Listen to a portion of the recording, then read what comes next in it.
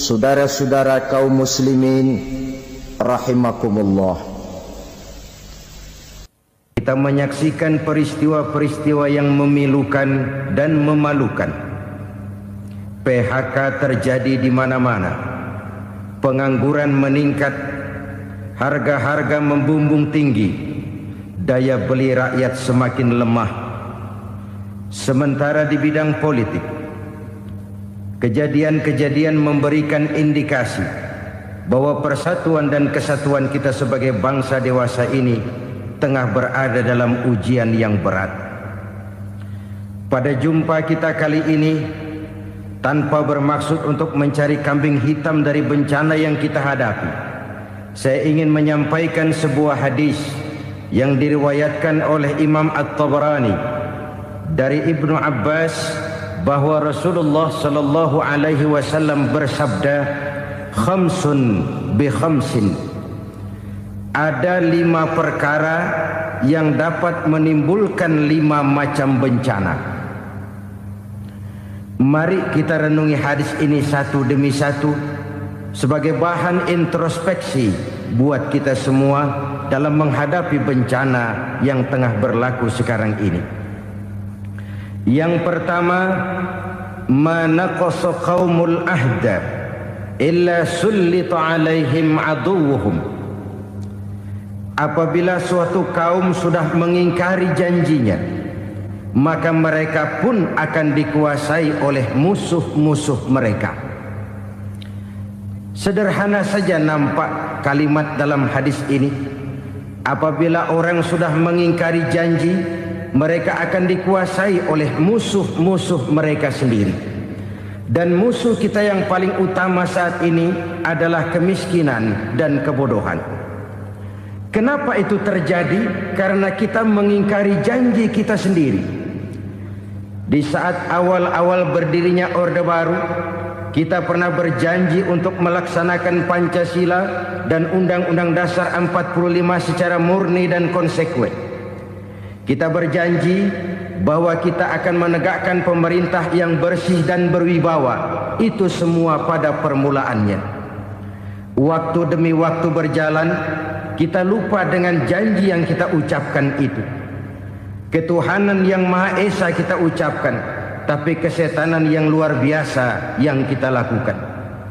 Kemanusiaan yang adil dan beradab yang kita dengungkan, tetapi kemanusiaan zalim dan biadab yang kita praktekkan.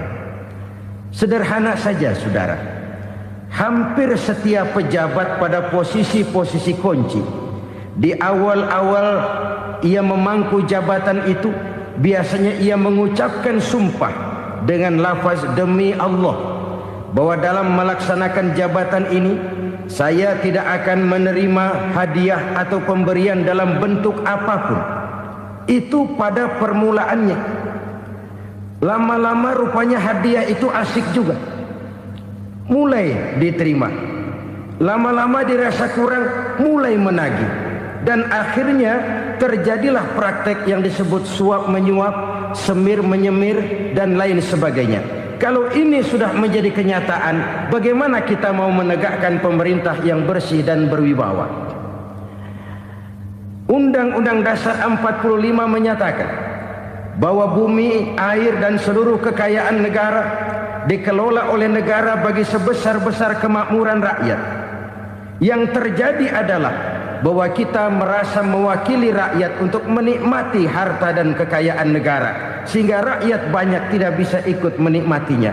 Menumpuklah harta itu sehingga terjadilah pepatah, gunung ditimbun, sumur digali. Yang kaya semakin kaya, yang miskin semakin terpuruk. Kita ingkar dengan janji yang kita ucapkan di awal-awal kita bergerak.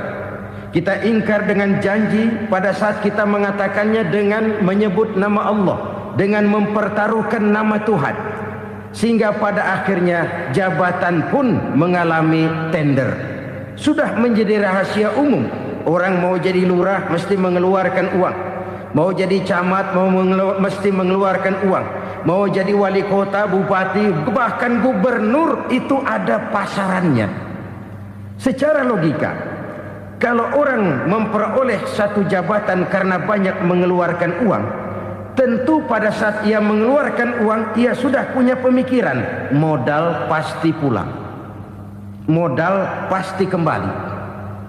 Kalau orang memperoleh suatu jabatan karena banyak mengeluarkan uang, maka langkah pertama yang dia lakukan setelah memangku jabatan itu ialah bagaimana uang bisa kembali, bagaimana modal bisa pulang.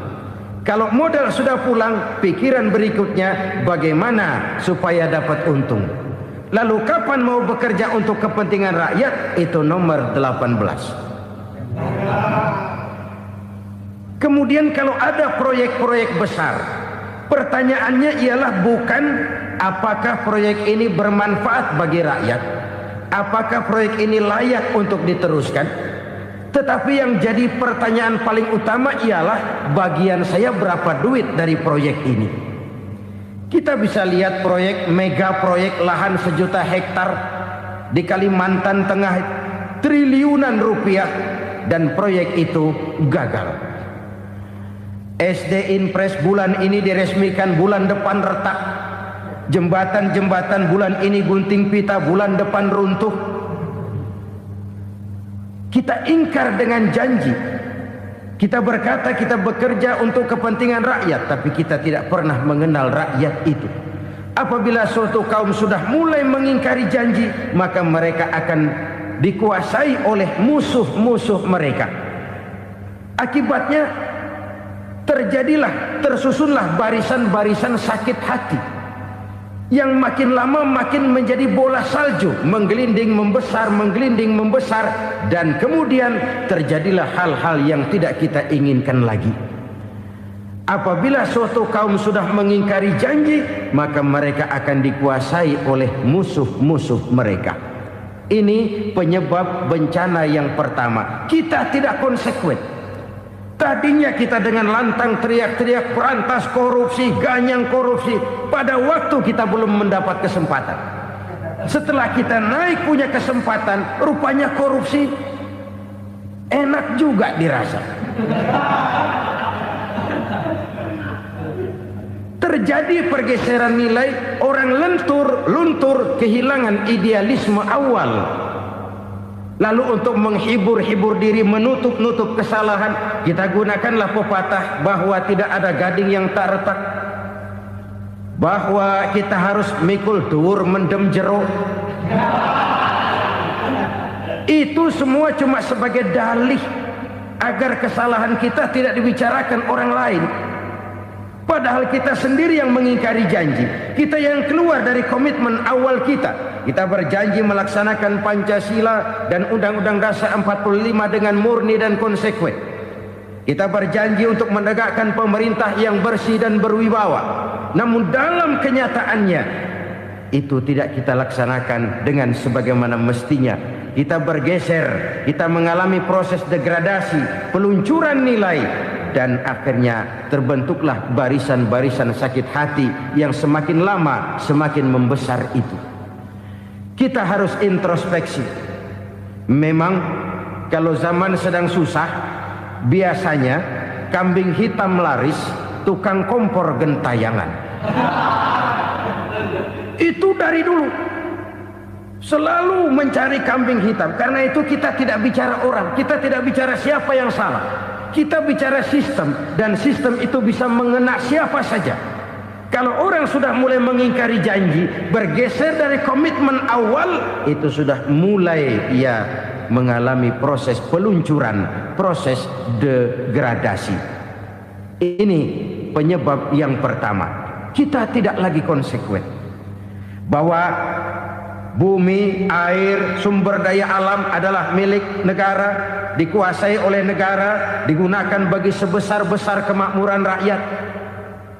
Ternyata rakyat yang makmur itu tidak merupakan gambaran yang menyeluruh dari rakyat kita. Undang-undang dasar kita menganut ekonomi kekeluargaan, tapi yang kita praktekkan adalah ekonomi keluarga. Kalau bukan keluarga nggak dapat proyek. Kalau bukan keluarga nggak dapat macam-macam. kekeluargaan kita rubah menjadi keluarga, timbullah penyakit nepotisme. Kita bergeser, kita ingkari janji, dan kita anggap kita atasnamakan rakyat. Rakyat cuma sekedar jadi address, rakyat cuma sekedar jadi alamat, tetapi kehidupan mereka tidak banyak berubah dan tidak banyak terangkat. Kaum muslimin rahimakumullah, ini penyakit yang pertama, penyebab bencana yang pertama. Yang kedua kata Nabi, wa ma hakamu bighairi ma anzalallah, apabila hukum yang diterapkan sudah tidak lagi bersumber dari hukum Allah, illa fasya fihimul faqru, maka akan bertebaranlah kemiskinan di mana-mana. Ini artinya apa? Apabila hukum tinggal sebuah stempel, apabila hukum sudah diatur menurut kepentingan, apabila hukum sudah tidak lagi ditegakkan secara adil, maka kemiskinan merambah di mana-mana. Hukum diatur menurut selera orang yang sedang berkuasa, maka yang benar bisa jadi salah, yang salah bisa jadi benar. Hukum dalam kenyataan hidup berlaku seperti pisau. Pisau itu kan saudara lihat, yang namanya pisau dimanapun itu tajamnya ke bawah, ke atas tumpul.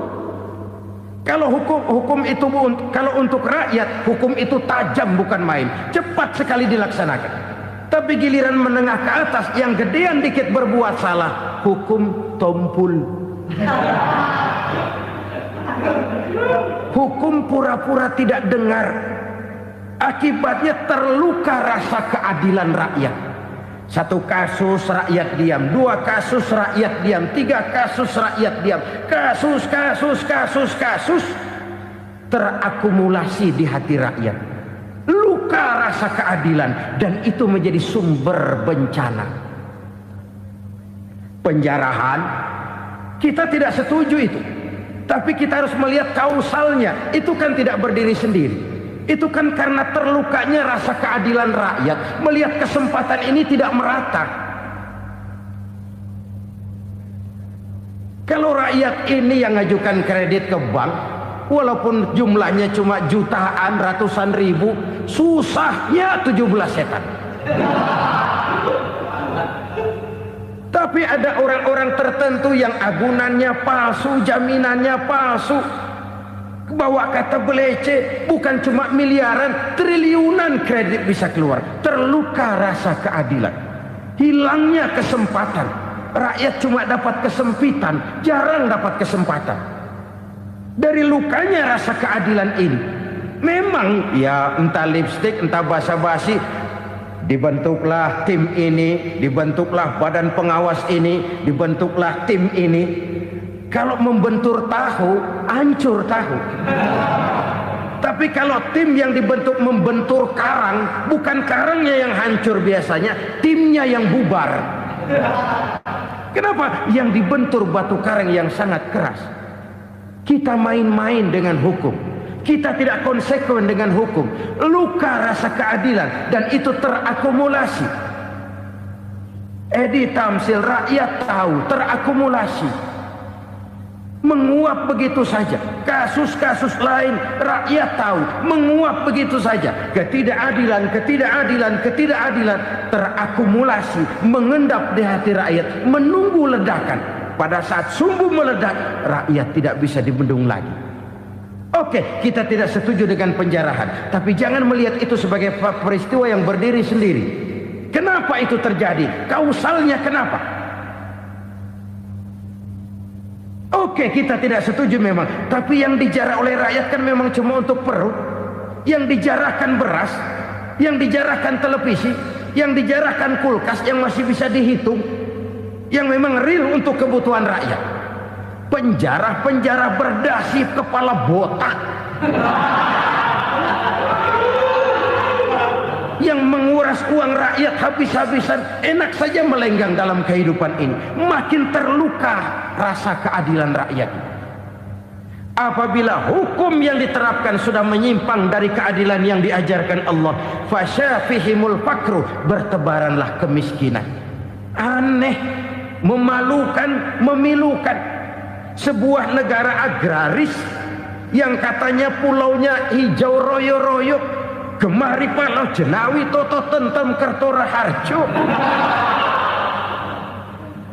yang tahun 93 pernah mendapat penghargaan dari FAO, Badan Pangan Sedunia, sebagai negara yang berhasil dalam swasembada pangan. Sekarang ini kita terpaksa betul beli beras dari Vietnam, beli beras ke Kamboja, beli kedelai dari Kamboja. Kenapa? Lahan sawah kita habis ditanami pabrik. Teknologi kita, teknologi loncatan yang non-applied, tidak terpakai oleh kita. Lantas lahan yang tidak bisa kita tanami, kita paksakan lahan-lahan gambut menjadi tanah pertanian yang subur dengan biaya triliunan, dan kita gagal. Kita cari jarum dan kapak hilang. Kita mau jadi negara industri dengan loncatan teknologi yang maju, kita lupakan pola pijak kita sebagai negara agraris, dan akhirnya kita kecolongan. Lihatlah dewasa ini, rakyat kita antri sembako di mana-mana. Di sebuah negara agraris, ketidakadilan melahirkan kemiskinan, kemiskinan moral dan kemiskinan material. Kemiskinan moral, rakyat nggak percaya lagi sama pejabat. Rakyat mengalami krisis figur. Orang, alah lu ngomong dah sama ember.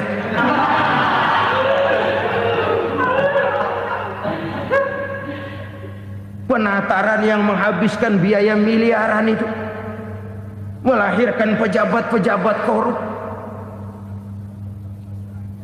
Pengawasan yang menghabiskan biaya miliaran itu ternyata impoten, mandul. Kemiskinan moral. Jujur saya berkata, saudara-saudara, setelah pintu reformasi dibuka, itu yang masuk memang macam-macam. Ada yang memang punya tujuan murni, konsekuen dan punya konsep. Ada yang nunggu di tikungan, begitu mobil lewat nyamber pintu, berangkat ikut reformasi.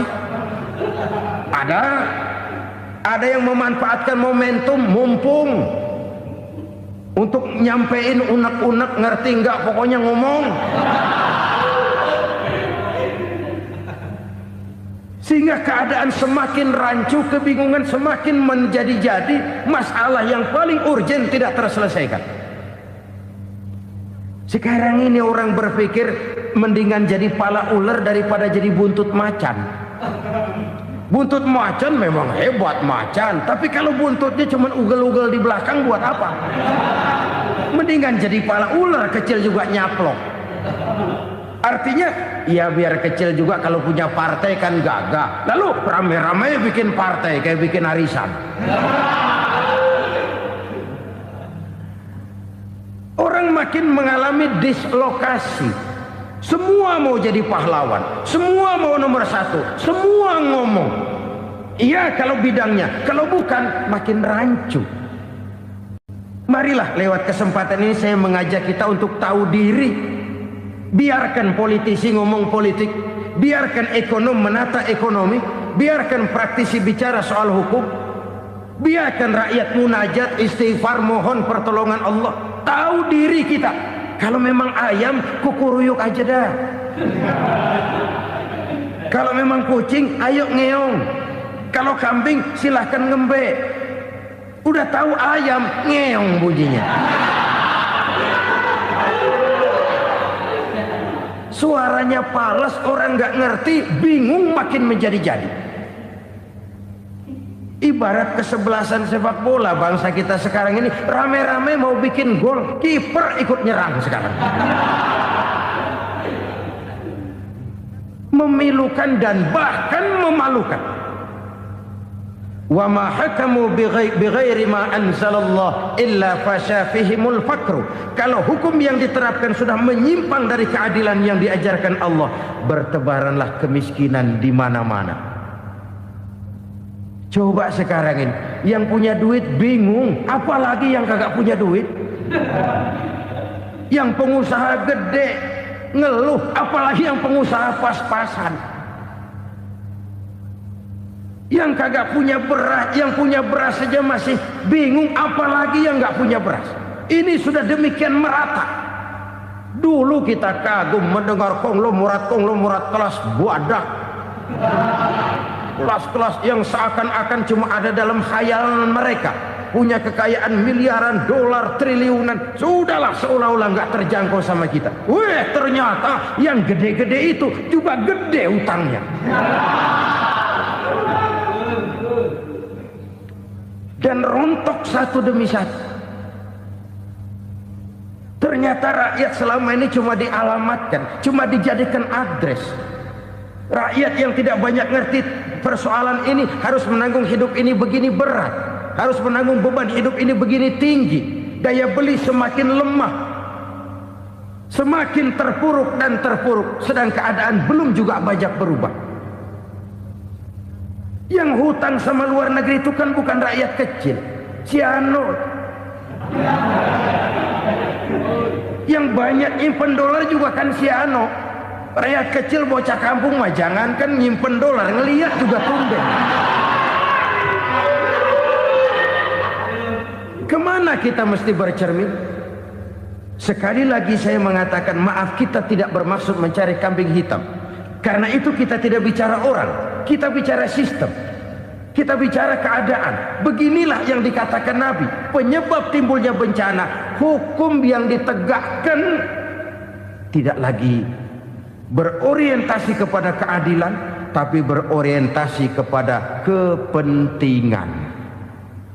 Akhirnya bentuk hukum seperti pisau, tajam ke bawah, tumpul ke atas. Hukum cuma buat rakyat kecil, tetapi kelompok menengah ke atas kadang-kadang kebal dari perlakuan hukum. Maka bertebaranlah kemiskinan. Iya, kemiskinan moral berupa lukanya rasa keadilan. Kalau rasa keadilan terluka, orang kan nunggu kesempatan, saudara. Iya, dia nggak bisa ngomong, iya, dia nggak sanggup action, iya, dia nggak bisa tunjuk rasa, tapi hatinya kan, kapan ada kesempatan, kapan ada waktu, tunggu. Hatinya mesti begitu. Sehingga begitu ada kesempatan, terjadilah hal-hal yang tidak terhindarkan. Dan itu ekses, bukan reformasi. Jangan seperti sebuah dialog saya dengan seorang abang beca. Saya bertanya, bang, ya, abang tahu nggak reformasi? Tahu. Ustaz, apa? Pembakaran. Terus penjarahan. Lalu perkosaan. Itu reformasi. Itu yang saya lihat. Nah, itu yang dia lihat. Saya tentu tidak menyalahkan abang beca kita, karena memang itu yang dia lihat dan sejauh itu wawasannya. Tapi ini indikasi bahwa banyak rakyat kita yang belum bisa menggunakan kebebasan secara bertanggung jawab. Padahal kebebasan tanpa tanggung jawab tirani. Sebuah contoh gampang-gampangan. Saya beli radio, saya setel di kamar saya, lalu saya bilang, ini radio gue. Yang beli gue, pakai duit gue setel di kamar gue, sekeras-kerasnya, gak ada urusan sama orang lain. Itu kata saya. Tetapi tetangga saya sebelah rumah kan boleh juga ngomong begitu. Kata tetangga saya, ini mata gue, yang ngantuk gue tidur di kamar gue, kenapa suara radio lu nyampe kemari? Artinya apa ini? Kebebasan saya nyetel radio dibatasi oleh kebebasan tetangga saya yang mau tidur. Tidak ada kebebasan mutlak. Kebebasan mutlak tanpa tanggung jawab kembali akan melahirkan tirani, kembali akan melahirkan pemaksaan kehendak. Dan itu lagi-lagi bukan demokrasi. Saudara-saudara kaum muslimin rahimakumullah. Ini penyakit yang kedua, lukanya rasa keadilan, terutama di kalangan rakyat kecil. Itu mengendap menjadi akumulasi dan menunggu giliran kapan bisa dimuntahkan. Dengan kata lain, rakyatnya udah banyak banget makan yang perutnya jadi enak, nyelam. Kapan nunggu muntahnya? Udah begini banyak akumulasi yang mereka pendam di perut ini, sehingga ketika terjadi kesempatan itu sudah tidak terkendalikan lagi, kita out of control. Saya tidak mentolerir sikap-sikap kekerasan, bahkan saya lebih cenderung bahwa kalau di rumah kita banyak tikusnya saja racuni, jangan rumah dibakar. Bahwa ada korupsi, iya. Ada kolusi, memang. Ada nepotisme, tentu. Tetapi tikusnya saja racuni. Jangan rumah dibakar. Masa mau ngusir tikus bakar rumah? Tikusnya lari, tikusnya selamat, rumahnya ewes-ewes.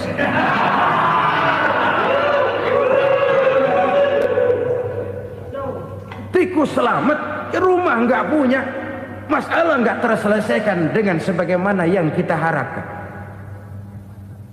Kita sepakat ini negara hukum, dan di hadapan hukum semua manusia itu sama. Itu prinsip yang diajarkan Allah. Al-musawat bainan nas fi takalifil ahkam. Semua manusia sama dalam berhadapan dekat dengan hukum Allah Subhanahu wa taala. Kalau hukum sudah pandang bulu, itu jelas yang enak yang banyak bulunya. Siapa yang banyak bulunya? Monyet. Kalau hukum pandang bulu, monyet keenakan. Saudara-saudara kaum muslimin rahimakumullah, introspeksi. Mari kita bercermin bagaimana perjalanan hukum selama ini. Kalau introspeksi ini kita temukan, lalu ada upaya untuk memperbaiki diri. Jangan menggunakan tak ada gading yang tak retak, mikul duwur mendem jero untuk menutup-nutupi kesalahan orang. Padahal kesalahan itu sedemikian besar. Padahal rakyat kita tiap hari antri sembako. Ada yang sehari sekali makan, ada yang makan sudah bercampur tiwul, ada yang nasi sudah dicampur pisang, balik jadi orok lagi. Macam-macam upaya rakyat untuk menangsal perut ini. Lalu rakyat ditenang-tenangkan, lebih baik puasa Senin Kemis sambil menghadapi krisis ekonomi. Kenapa rakyat yang disuruh puasa? Kenapa bukan pejabatnya yang puasa lebih dulu untuk kemakmuran rakyat? Kalau rakyat yang memang perutnya udah gepeng disuruh puasa, makin krempeng perutnya. Artinya pejabat harus punya sense of politics. Ya, tidak, puasa itu kan tidak cuma Senin Kemis saja puasa itu. Puasa perasaan, puasa menghargai perasaan yang sedang kondisi yang sedang dihadapi oleh rakyat. Bagaimana rakyat yang tengah antri sembako melihat pejabatnya lewat dengan mobil yang harganya sampai 1 miliar. Oh, inilah pemimpin saya. Luka lagi rasa keadilannya. Kita tidak tenggang rasa. Puasa dalam artian itu pun akan menolong menegakkan semangat kebersamaan, membentuk semangat kebersamaan. Saudara-saudara kaum muslimin rahimakumullah, penyebab bencana yang ketiga dikatakan oleh baginda Nabi, wala zaharat fihimul fahishatu illa fasha fihimul maut. Apabila kekejian telah merajalela, maka maut bertebaran di mana-mana. Kita renungi butir kalimat dalam hadis ini. Apabila kekejian telah merajalela, maut bertebaran di mana-mana. Begitu murah arti sebuah kehidupan. Penjarahan untuk hal-hal yang kecil tapi sampai mengorbankan nyawa. Apabila kekejian sudah terjadi di mana-mana, maut pun bertebaran. Maut dalam arti berpisah ruh dengan jasad, tapi juga maut dalam arti orang bisa mati karirnya, orang bisa mati usahanya, orang bisa mati kesempatannya karena perbuatan-perbuatan keji yang selama ini tidak terbendung. Lahirlah teori mafia. Siapa yang kuat dia yang berkuasa, siapa yang lemah dia menjadi mangsa. Proyek-proyek besar yang menang tender itu ya dari itu ke itu saja. Yang pengusaha-pengusaha tidak punya koneksi, tidak bisa bayar komisi, dapat proyek tetelan. Ada dagingnya, dikit namanya juga tetelan. Dagingnya sudah habis disantap oleh meja. Sekian puluh meja dilalui, sekian puluh amplop dikeluarkan. Sehingga yang akhirnya ya tinggal tetelan itu tadi. Maka kualitas pekerjaan pun sudah bukan lagi jadi masalah. Demikianlah mafia-mafia ini bermunculan di mana-mana. Di pengadilan terkenallah mafia pengadilan. Hukum bisa dibeli, hukum bisa dipesan menurut kebutuhan sponsor. Mafia peradilan, mafia politik, mafia ekonomi, bahkan mafia agama yang menggunakan agama sebagai kedok, menggunakan agama sebagai dalih, menggunakan agama sebagai topeng untuk melancarkan maksud-maksud politiknya pun tidak tertutup kemungkinan. Apabila kekejian telah merajalela, maut bertebaran di mana-mana. Korupsi, kolusi, nepotisme itu bagian dari kekejian. Kita selama ini kalau mendengar maksiat, itu yang terbayang cuma judi, mabuk, zina. Iya itu maksiat. Tapi korupsi, kolusi, nepotisme itu juga maksiat dalam bentuk lain. Kalau ini sudah bertebaran, maka maut terjadi di mana-mana. Jangan bayangkan cuma mati orangnya, itu sih kewajiban. Yang menyakitkan itu orangnya masih hidup tapi dibikin mati. Karirnya mati.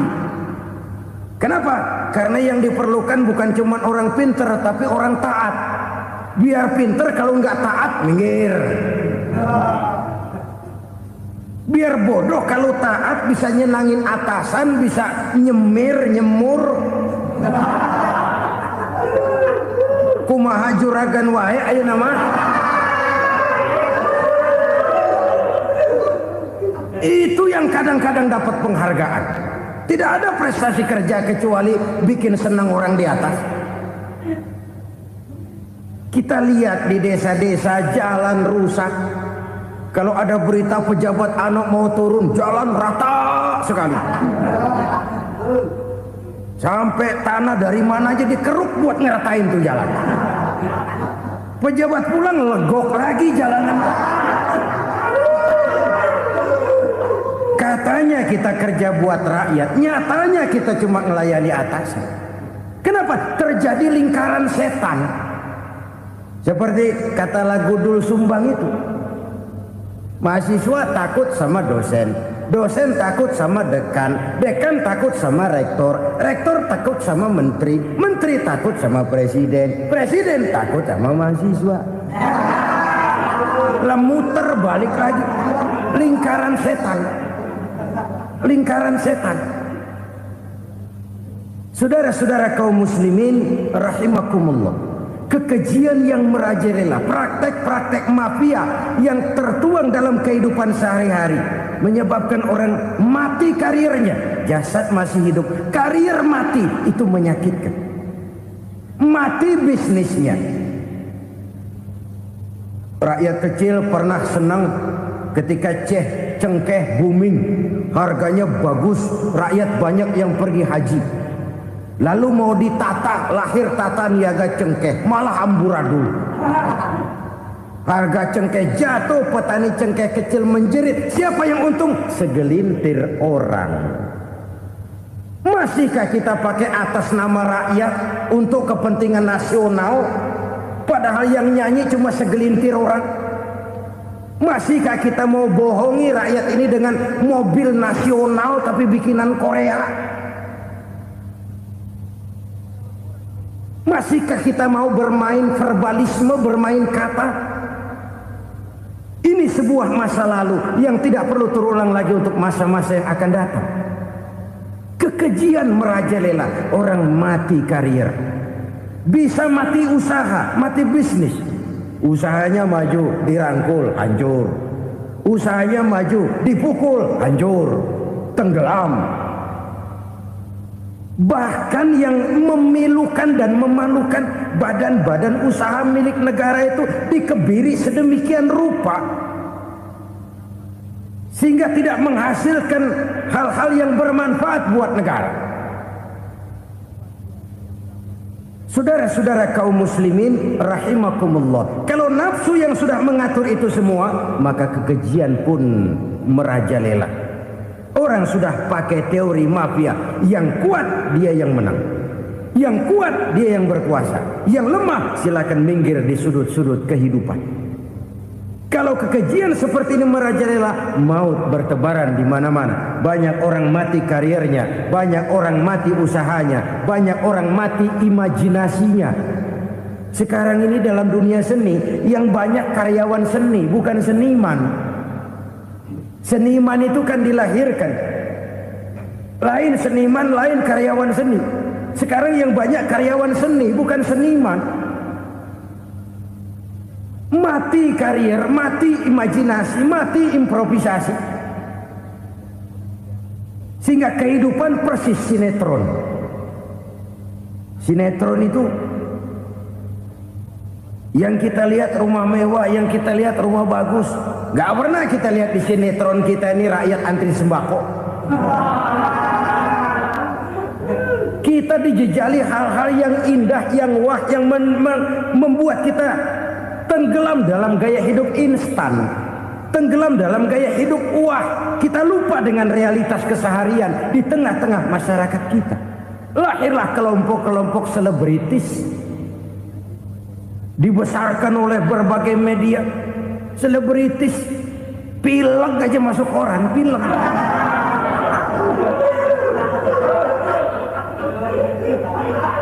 Rakyat yang pingsan antri beras nggak masuk koran. Rakyat yang semaput antri minyak nggak masuk koran. Selebritis panok masuk koran.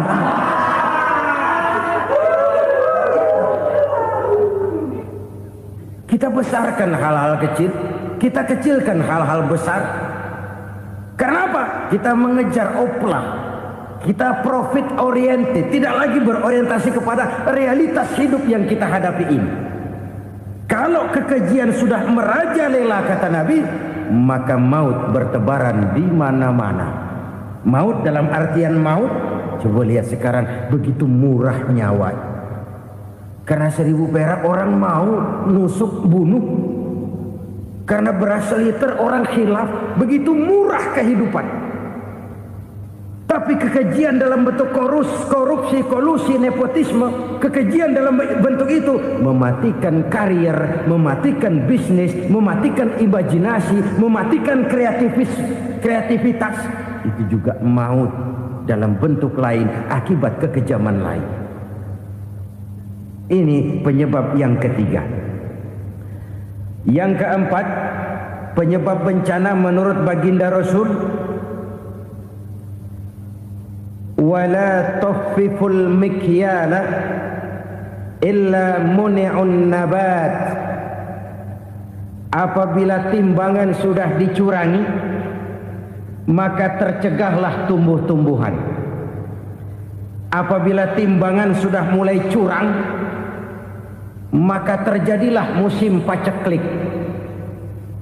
Apabila bisnis sudah bergaya mafia tadi itu, kecurangan-kecurangan terjadi, tender di balik pintu, yang dimenangkan cuma kelompok-kelompok yang bisa memberikan presentasi yang besar, muni'un nabat, terjadilah paceklik. Paceklik, panen gagal, wereng, ya wereng, kemarau panjang, it's okay, air sulit, iya. Tetapi kan semua itu ada yang ngatur. Kemarau ada yang ngatur, belalang itu ada yang ngatur, air itu juga ada yang ngatur. Yang ngatur itu yang serba maha. Kalau ia murka melihat kecurangan timbangan, Allah itu kalau murka kan gampang saja, tinggal komandoin balang, lang, hancurin tuh sawah. Konvoy belalang, konvoy. Allah tinggal ngutik angin El Nino. Mampir lo ke Indonesia, hujan nggak turun-turun, kemarau panjang. Jadi kalau musim kemarau kan namanya anginnya El Nino. Kalau musim hujan anginnya namanya La Nina. Cakep namanya, kejem orangnya. Saudara lihat Cina sekarang sedang kena La Nina, banjir besar, ribuan orang meninggal. Dia mah ribuan mati kagak berasa, rakyatnya miliaran. Bangladesh lagi ngalami La Nina, India lagi ngalami La Nina. Angin, hujan, kemarau, belalang itu kan ada yang ngendaliin. Kuncinya bukan di belalangnya, kuncinya bukan di peredaran matahari berputar, kuncinya di atas yang mengatur semua itu.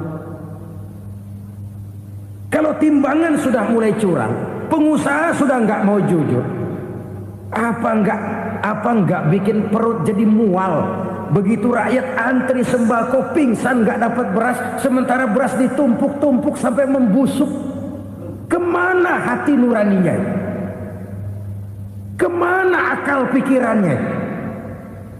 Kemana mereka yang berbuat atas nama rakyat tapi melihat rakyat susah tidak tergerak hatinya? Apabila timbangan sudah mulai dicurangi, bisnis sudah mulai melenceng, maka terjadilah paceklik. Sebuah negara yang berhasil dalam swasembada pangan, lalu sekarang menjadi negara yang rakyatnya antri untuk memperoleh kebutuhan pangan. Saudara-saudara kaum muslimin rahimakumullah, ini intinya adalah kecurangan. Kalau kecurangan sudah terjadi di mana-mana, dan ini milik siapa saja, bukan soal tempat, bukan soal jabatan, soal manusianya, SDM-nya. Kecurangan tidak cuma terjadi di kantor, di masjid bisa terjadi kecurangan. Korupsi tidak hanya bisa terjadi di kantor, di madrasah bisa ada korupsi. Faktor manusianya, ini soal SDM. Kecurangan yang besar tentu besar lagi kerugiannya. Kecurangan yang kecil, kecurangan sehari-hari, pedagang-pedagang kecil ngurangi timbangan, barang yang buruk dikatakan baik, yang baik dikatakan buruk, itu merugikan perorangan. Kecurangan yang besar merugikan bangsa dalam bentuk total, dalam bentuk seutuhnya. Nah, kecurangan-kecurangan seperti ini rakyat kan lihat, rakyat kan tahu, dan itu kembali terakumulasi di sini, pegel. Dan jangan lupa, rakyat yang nggak ngomong itu, rakyat yang nggak bersuara itu, batinnya menjerit, jeritannya menggoncang aras, dan itu didengar Allah. Yadullah fauqal jamaah, kata Nabi, tangan Tuhan di atas orang banyak. Jeritan hati rakyat menggoncang aras. Rakyat yang terlalu banyak dizolim, rakyat yang terlalu banyak dirugikan, ya rakyat yang terlalu banyak di atas namakan, menjerit batinnya, menggoncang aras, dan Allah bisa menggerakkan apa saja untuk membuat satu situasi. Allah bisa menggerakkan apa saja untuk membuat satu situasi. Saudara-saudara kaum muslimin rahimakumullah, ini faktor yang ketiga, timbulnya kecurangan. Faktor yang keempat maksud saya. Yang kelima, penyebab timbulnya bencana menurut baginda Nabi, wala muni'uz zakat wala muni'uz zakat illa hubbisa anhumul qatr. Apabila zakat enggan dibayar, maka tercegahlah qatrun. Qatrun ini kalau bahasa kita sembako. Maka tercegahlah kebutuhan-kebutuhan yang kita perlukan. Ini, kita tidak meragukan bahwa yang kita tuju adalah masyarakat yang adil dalam kemakmuran dan makmur dalam keadilan. Nah, antara kemakmuran dan keadilan ini memang sering tidak bisa berjalan seiring. Pada saat kemakmuran kita kejar, ekonomi kita pacu, ada nilai-nilai keadilan yang tertinggal. Pada saat nilai keadilan kita tegakkan benar-benar, ada unsur-unsur kemakmuran yang terabaikan. Oke, kita bisa mengatakan kasus. Oke, kita bisa mengatakan itu sebagian kecil. Tapi kalau sebagian kecil, lama-lama kan jadi sebagian besar. Oke, kita mengejar kemakmuran. Pertanyaannya, kemakmuran untuk siapa? Oke, kita berikan kelompok tertentu kue yang besar dengan harapan nanti dia bagiin kuenya kepada yang kecil-kecil. Tapi kenyataan mereka yang dapat kue besar akhirnya malah lupa diri dan lupa daratan. Mau makin besar, malah memeras yang kecil-kecil ini. Sekarang kan yang kecil modali yang besar. Ramai-ramai buka bank, ternyata kamuflase. Uang banknya untuk kredit perusahaannya sendiri. Nasabahnya rakyat kecil. Artinya apa? Rakyat kecil disuruh modalin orang yang udah gede. Ini kan sumber geledek urusan.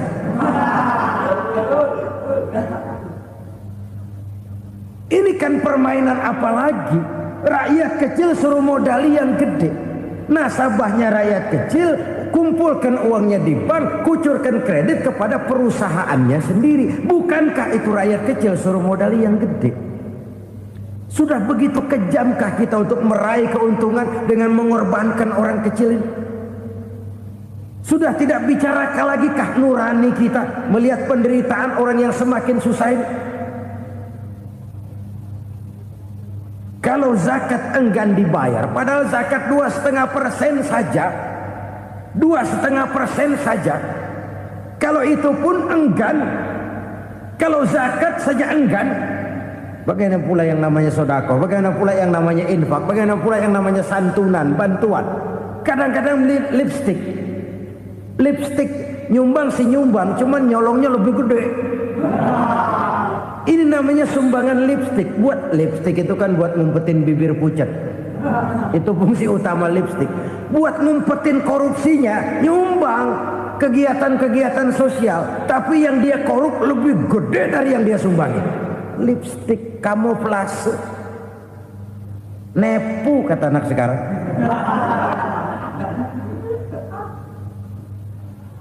Saudara-saudara kaum muslimin rahimakumullah, demikian berat kewajiban zakat ini sampai di zaman Sayyidina Abu Bakar pernah keluar komando perangi orang yang enggan membayar zakat. Perangi, karena fungsi zakat adalah menjembatani antara si kaya dengan si miskin.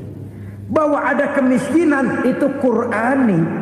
Allah menyatakan, aku melebihkan rezeki sebagian kamu dari yang lain. Ini kan kesenjangan. Allah melebihkan rezeki sebagian kamu dari yang lain. Ada itu. Tetapi itu berjalan secara nature. Nah, kalau direkayasa, yang kaya semakin kaya, yang miskin semakin terpuruk, yang sudah besar dapat proyek besar, yang kecil dapat tetelan. Ini kan rekayasa namanya. Kesenjangan yang direkayasa ini yang kita harus kikis. Nah, fungsi zakat menjembatani dari sisi sosial. Dari sisi pribadi, Nabi berpesan, zakku amwalakum biz zakat. Bersihkan hartamu dengan zakat. Sekarang ada istilah nyuci uang. Uang hasil korupsi itu bisa dicuci, dijadikan uang bersih. Bukan pakai rinso, bukan. Pakai politiknya koruptor, diolah sedemikian rupa sehingga jadi uang resmi. Sudah memutik, itu termasuk yang disebut kejahatan kerah putih, white collar crime. Kejahatan kerah putih, kejahatan pakai dasi, kejahatan kelas kakap. Makanya orang mendingan goblok kagak bener daripada pinter kagak bener. Goblok kagak bener itu gampang ngurusinnya. Pinter kagak bener, ini yang berabe bener ngurusinnya.